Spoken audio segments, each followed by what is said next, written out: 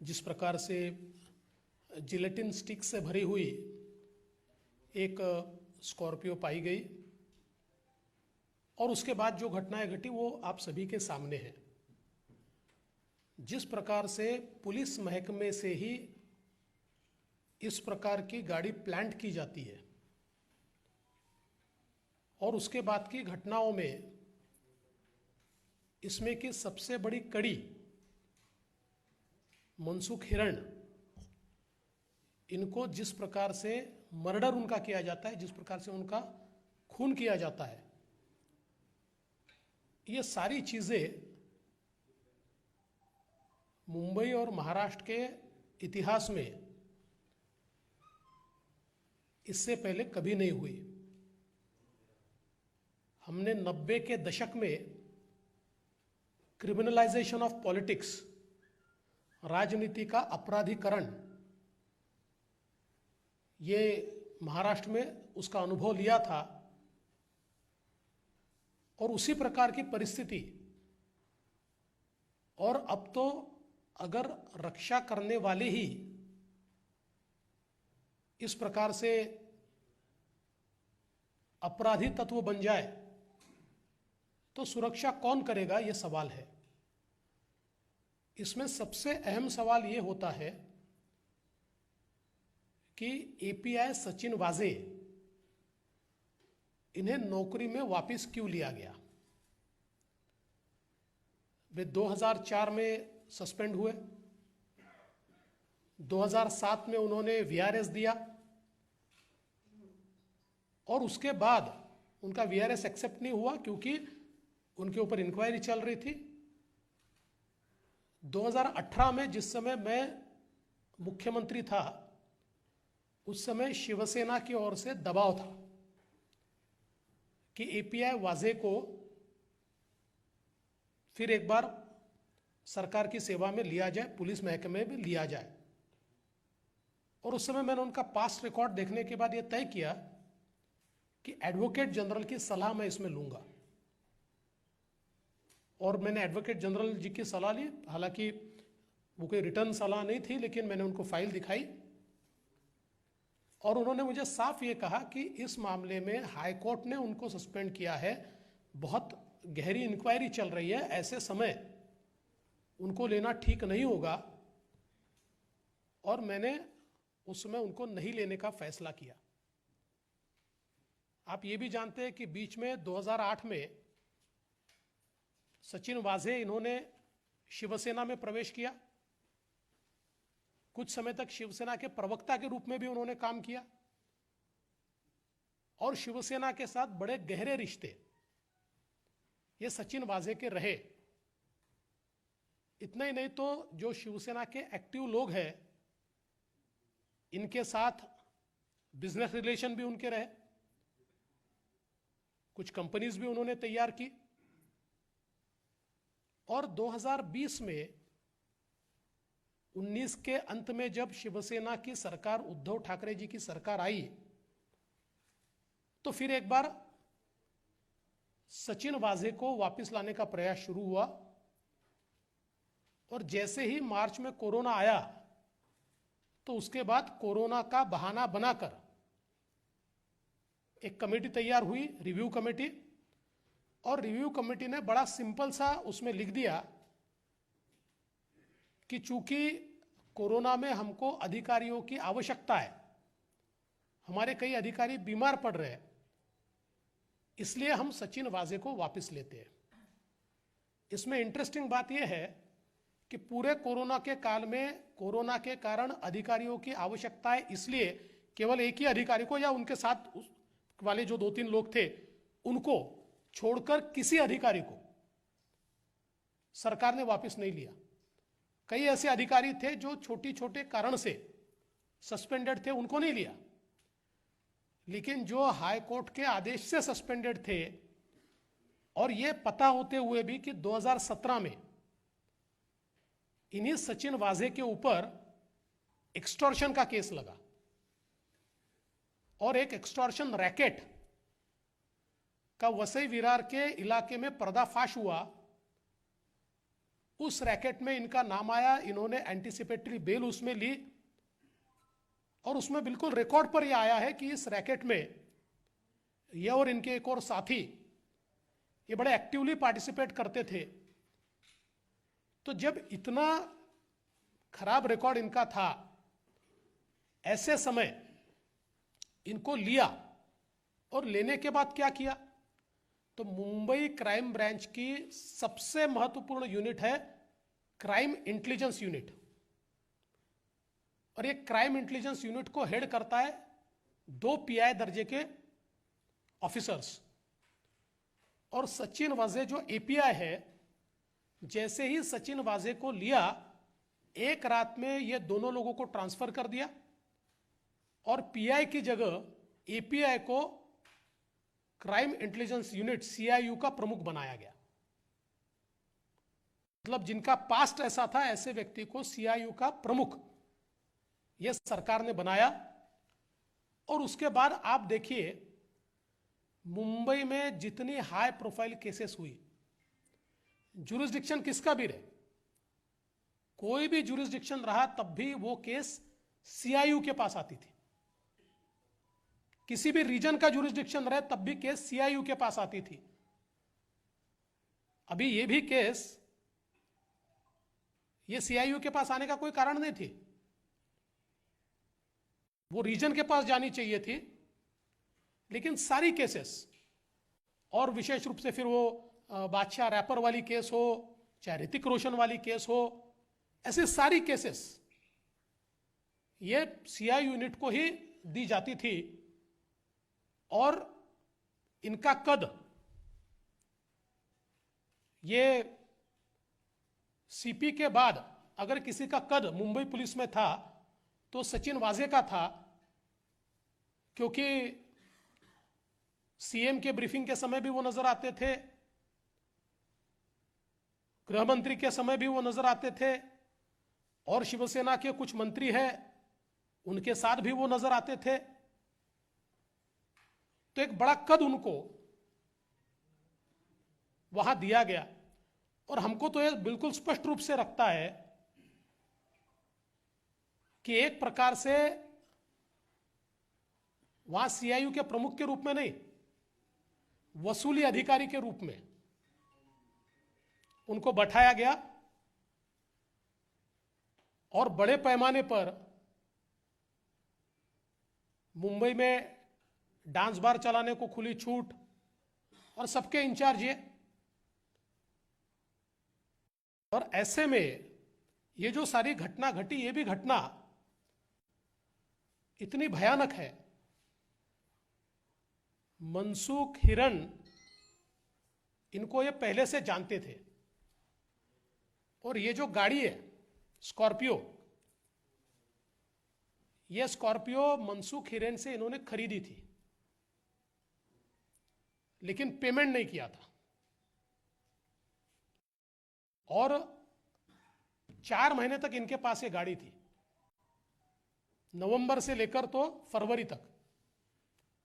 और फिर मनसुख ने इनको कहा कि भाई आप या तो इसका पेमेंट कंप्लीट कर दीजिए या फिर गाड़ी वापस दीजिए। तो उन्होंने कहा मैं और कुछ दिन रखूंगा। उसके बाद वो गाड़ी उनके पास लाकर दी, और फिर उनसे वापस वो गाड़ी मंगाई गई। जिस दिन ये गाड़ी मुलुंड में उन्होंने वहां पर जहां पार्क की उन्होंने, उस दिन आप देखिए, ये गाड़ी में अगर ये गाड़ी चोरी होती तो कहीं ना कहीं कोई टेम्परिंग होता, कोई दरवाजा जो लॉक है उसको खोला जाता, ऐसा कुछ नहीं था। क्योंकि जानकारी के अनुसार मनसुख को यह कहा गया था कि भाई वहां पार्क करो और चाबी लाकर हमको दो, और सीधे वो चाबी ये सचिन वाजे ने ली। उनको कहा कल जाकर आप एक कंप्लेंट रजिस्टर कीजिए कि मेरी गाड़ी चोरी हुई है। और वो जब कुर्ला पुलिस स्टेशन गए तो उनकी कंप्लेंट ली नहीं जा रही थी, क्योंकि कई बार पुलिस ये कहती है कि भाई 2-3 दिन रुकिए, उसके बाद हम रजिस्टर करते हैं, एक बार हम देख लेते हैं। तो वहां पर जो आयो थे या जो वहां पर ड्यूटी ऑफिसर थे, उनको सचिन वाजे का फोन आया और उन्होंने कहा कि तुरंत अभी के अभी ये क्राइम रजिस्टर करिए और रजिस्टर होने के बाद मुझे इत्तला दीजिए। और ये इत्तला उनको देनी पड़ी। तो ये सोची समझी साजिश के तहत मनसुख हिरन को उसके बाद किसी और ने इंट्रोगेट नहीं किया। तीनों दिन मनसुख हिरन को वाजे ही इंट्रोगेट कर रहे थे और उनके इंट्रोगेशन के बाद मनसुख को वाजे ने ही यह बताया कि भाई तुमको और एजेंसीज इंट्रोगेट कर सकती है, इसलिए एक कंप्लेंट कर दो। और अपने पहचान के लॉयर के पास वो खुद मनसुख को लेकर गए और मनसुख से कंप्लेंट करवाई कि मुझे अलग अलग लोग बुलाते हैं, मेरी बड़े पैमाने पर मुझे पुलिस से तकलीफ है, और अपना भी नाम उसमें डलवा दिया। और वो सीएम को भेजा, वो गृह मंत्री को भेजा। तो इसका मतलब एक प्रकार से सारी एलिबाय ये तैयार हो रही थी। और जिस दिन मनसुख को रात में एक फोन आया कि गावड़े ने आपको बुलाया है, और उनको जिस इलाके में बुलाया वो वही इलाका है जिस इलाके में सचिन वाजे के ऊपर एक्सटॉर्शन का केस लगा है, उसी इलाके में उनको बुलाया गया। और उसके बाद दूसरे दिन उनकी लाश मिली। और हमारा तो यह मानना है कि मनसुख हिरन को वहीं पर मार दिया गया। मारने के बाद उनकी लाश खाड़ी में फेंकी गई। और इसमें सबसे महत्वपूर्ण बात यह है, हाई टाइड में उसको फेंकने की कोशिश हुई। अगर यह लाश हाई टाइड में फेंकी जाती तो ये वापस ही नहीं आती। तो यह होता कि मनसुख हिरेन ये पुलिस के दबाव में, या पुलिस जो बार बार पूछताछ कर रही है उससे नाराज होकर कहीं भाग गए। महीने 2 महीने बाद ये बात ठंडी हो जाती। आधे घंटे का डिफरेंस आया उनके कैलकुलेशन में, और हाई टाइड की जगह लो टाइड आया आधे घंटे के कारण। और मनसुख हिरन इनकी जो लाश है वो वहीं पर रही, वो बहकर नहीं गई। अभी कुछ थियरीज लाने की कोशिश की जा रही है, लेकिन कुल मिलाकर अगर हम पोस्टमार्टम की रिपोर्ट को देखें तो इसमें ध्यान में आता है कि ये इतने रुमाल उनके मुंह में कैसे आए। एंटीमॉर्टेम इंजुरीज ये ऐसी जगह पर है कि जिससे बिल्कुल स्पष्ट रूप से यह दिखता है कि कहीं ना कहीं बहुत दबा के बांधा गया है। उनका दम घुटे इतना वो रुमाल और सारी चीजें बांधी गई है। और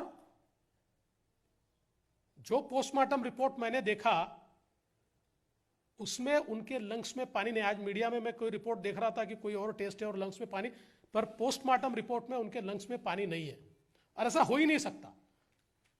अगर पानी में गिरकर वो मरे तो लंग्स में भरपूर पानी होना चाहिए, लेकिन वो दिखाई नहीं पड़ता। तो सीधा मतलब यह है कि उनकी हत्या हुई है। और हमारी मांग यह है, अभी तो एनआईए ये बम विस्फोट या वो जो जिलेटिन वाला मामला है उसकी जांच कर रही है और उसी में उनको अरेस्ट किया है। और हत्या का मामला या मनसुख के मौत का मामला जो है यह अभी भी एटीएस के पास है। मुझे पता नहीं क्या प्रॉब्लम है, पर उसमें जिस प्रकार से एटीएस ने कार्रवाई करनी चाहिए ऐसी कार्रवाई होती हुई दिखती नहीं है। क्योंकि इतने सारे एविडेंस मेरे जैसे पुलिस के बाहर के व्यक्ति को अगर मिल सकते हैं तो मैं दावे के साथ कहता हूं कि पुलिस के पास इससे ज्यादा एविडेंस है। इतना ही नहीं तो एटीएस और एनआईए ये दोनों के पास कुछ ऐसे टेप्स है जिसमें मनसूख की आवाज है और जिसमें वाजा ने उनको क्या क्या कहा है इसकी पुष्टि भी होती है।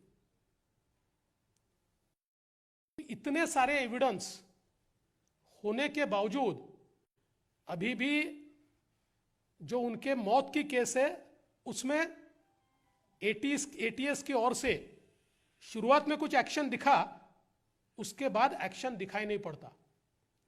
अब हमारी मांग तो यह है कि चूंकि यह कनेक्टेड मामला है, वैसे तो पहली कार्रवाई एटीएस ने करनी चाहिए थी और उनको यह हत्या के मामले में अरेस्ट करना चाहिए था और उसके बाद उनकी कस्टडी एनआईए को जानी चाहिए थी, लेकिन एटीएस ने उसमें देरी की है। और अब कनेक्टेड मामले में हम तो ये मानते हैं कि अब हत्या का मामला भी, चूंकि ये कनेक्टेड मामला है और वो सबसे बड़े इसकी कड़ी है मनसूख हिरन जो है, इसलिए वो मामला भी अब एनआईए को टेक ओवर कर लेना चाहिए और उसमें भी जो सबूत आज एनआईए के पास है या एटीएस के भी पास है, मैं कोई एटीएस पर अविश्वास नहीं दिखा रहा, पर कहीं ना कहीं मैं समझ नहीं पा रहा हूं कि क्या एटीएस पर कोई दबाव है। मैं दबाव है ऐसा मेरा कहना भी नहीं है, पर जिस प्रकार की एक्शंस होनी चाहिए वो होती हुई मुझे दिखाई नहीं पड़ती। और इसलिए अगर ऐसी बात है तो कनेक्टेड मामला ये एनआईए को जाना चाहिए और तुरंत इस मामले में भी।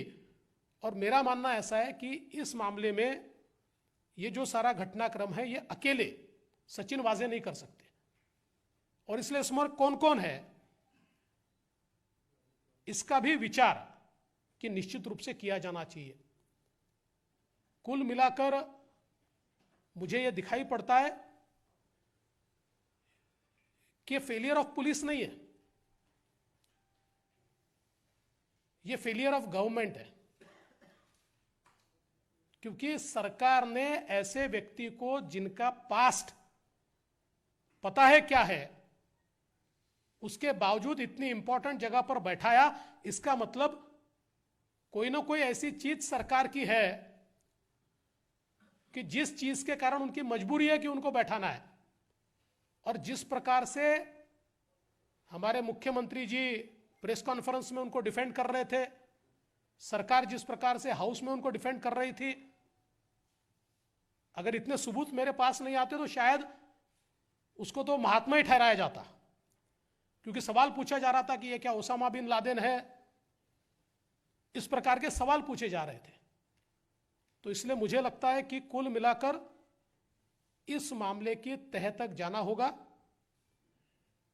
और जिन इंटरेस्ट के साथ, जिन इंटरेस्ट को प्रोटेक्ट करने के लिए उनको वहां लाकर बैठाया सरकार की ओर से, उससे इसका क्या ताल्लुकात है, उससे इसका क्या संबंध है, यह भी हमारी जांच एजेंसीज को ढूंढना पड़ेगा, ऐसा मेरा मानना है। आप लोगों को सवाल हो तो पूछ सकते हैं। देवेंद्र पराशर। सर, आपने बताया कि 2018 में शिवसेना की तरफ से आपके ऊपर प्रेशर था, क्या वो प्रेशर सीधे उद्धव ठाकरे की तरफ से था? उन्होंने इस संबंध में बातचीत की? देखिए, उद्धव जी ने मुझसे फोन पे बातचीत की थी उस समय, और उनके जो कुछ प्रमुख मंत्री थे वो मेरे पास आए थे। Neeraj, ABP news. सर, आरोप ये भी है कि सर परमवीर सिंह की आपके खास माने जाते हैं, लेकिन इस पूरे मामले में परमवीर सिंह का नाम कभी आपने लिया नहीं। मेरे खास मानने का कोई सवाल नहीं है, वो मुंबई के सीपी थे, आज उनको ट्रांसफर किया हुआ है। और मेरा तो सीधा कहना है कि ये परमवीर सिंह या सचिन वाजे बहुत छोटे लोग हैं, इनका नाम लेके ये कभी गुत्थी सुलझने नहीं वाली है। इसके पीछे किसका आशीर्वाद है मैं तो आपको बार बार इंगित करने की कोशिश कर रहा हूं, इसकी जांच होनी चाहिए। अब Sir, today Paramveer Singh has been shunted out. Why do you think exactly he has been shunted out of his post from as the Mumbai Police Chief, sir? देखिए, सीधी बात तो यह है कि उनकी जिम्मेदारी तो है ही, उससे वो कैसे भाग सकते, क्योंकि ये तो डायरेक्ट उनको रिपोर्ट करते थे। लेकिन मैं वापस कहना चाहता हूं कि सचिन वाजे को ऑपरेट करने वाले कुछ और लोग सरकार में बैठे, आप परमवीर को तो बाजू कर दोगे, वो तो पुलिस कमिश्नर थे, आपने उनके तबादला कर दिया, लेकिन सचिन वाजे को ऑपरेट करने वाले जो सरकार में बैठे हुए लोग हैं, उनकी जांच कौन करेगा? उनका फैसला कौन करेगा? आप पूछिए। सर आज थोड़ी देर पहले मुंबई पुलिस कमिश्नर परमवीर सिंह को हटाया गया, क्या वजह रही? सरकार को अचानक से क्यों हटाना पड़ा और क्या बचाने की कोशिश हो रही थी अभी तक परमवीर सिंह को?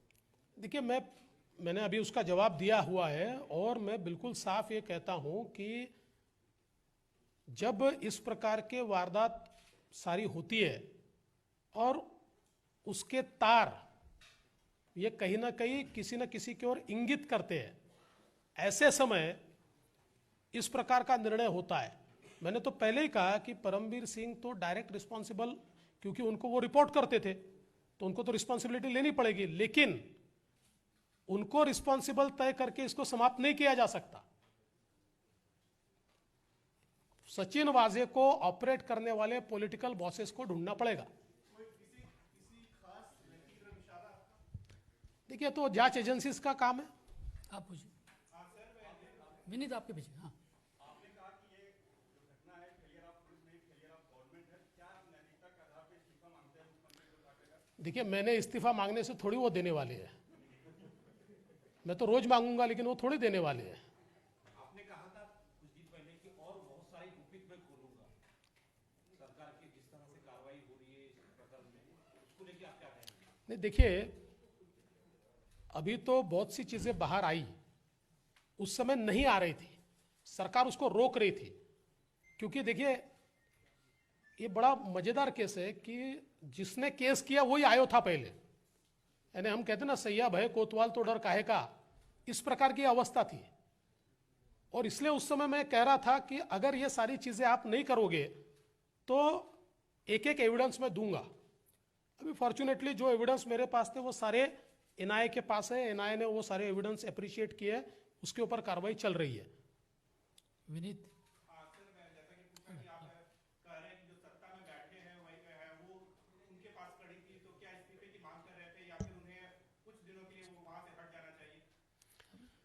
देखिए, मैंने वापस कहा कि ऐसी मांगे करके कोई फायदा नहीं है, ये लोग हटने भी वाले नहीं है, लेकिन मैं एनआईए से और जांच एजेंसियों से एक्सपेक्ट करता हूं कि भले ही कितना प्रेशर आए और कितने भी सरकार में किसी भी ओहदे पर बैठे हुए लोग हो, उन तक अगर ये कड़ी जाती है, सचिन वाजे के ऑपरेटर्स कौन है ये ढूंढ के निकालना ही पड़ेगा। आप जी।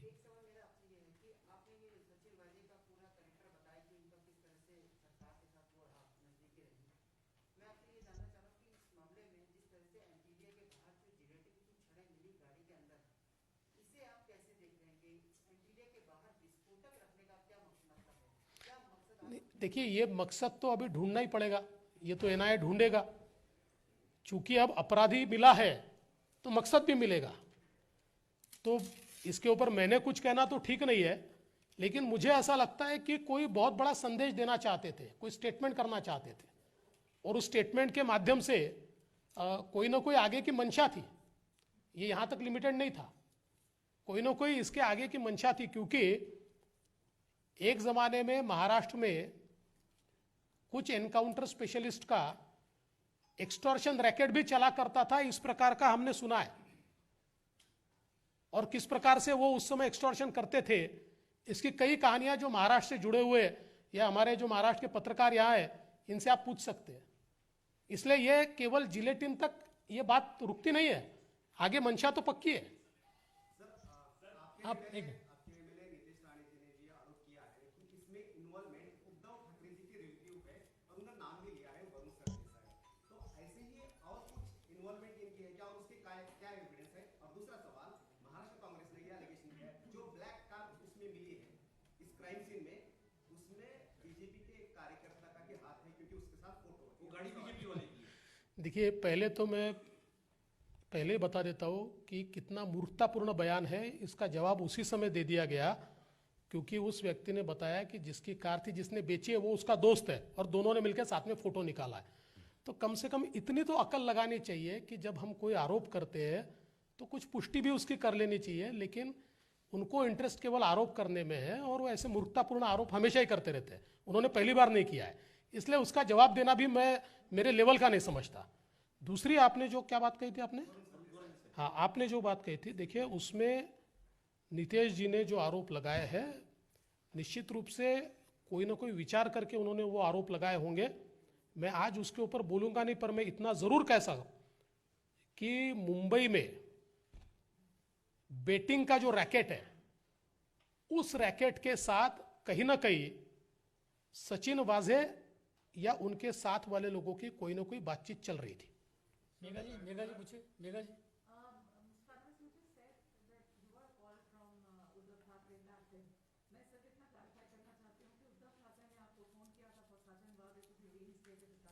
जी 2018 में वापस बोल देता हूं, 2018 में उद्धव जी ने भी मुझसे बात की थी और उनके मिनिस्टर्स भी मेरे पास आए थे फॉर सचिन वाजे।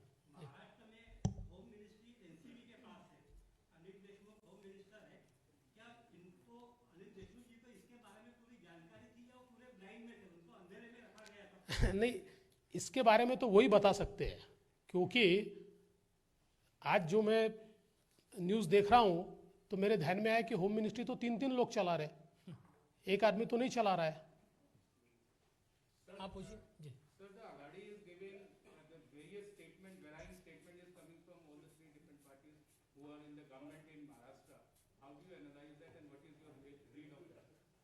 जी जी, आपका क्या आकलन है, जो अघाड़ी ग्रुप है, जो तीनों पार्टियां हैं, उनके वहां से अलग-अलग स्टेटमेंट्स आ रही हैं, आपका क्या एनालिसिस है? देखिए इनमें समन्वय तो है नहीं, लेकिन अभी सब लोग अपनी जान बचाना चाहते हैं, छुड़ाना चाहते हैं, एक दूसरे के ऊपर ब्लेम डालना चाहते हैं, और हमारा कोई संबंध नहीं है, ऐसा अपना संबंध उससे दूर रखना चाहते हैं।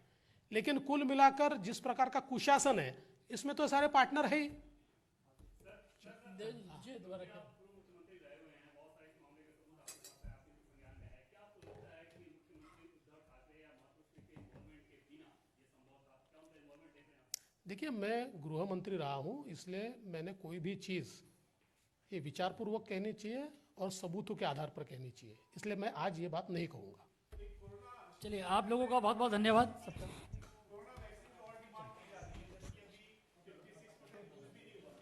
नहीं, बिल्कुल सही बात है।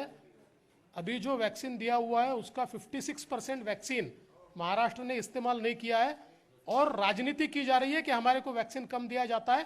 पहले दिया हुआ वैक्सीन महाराष्ट्र ने यूज करना चाहिए।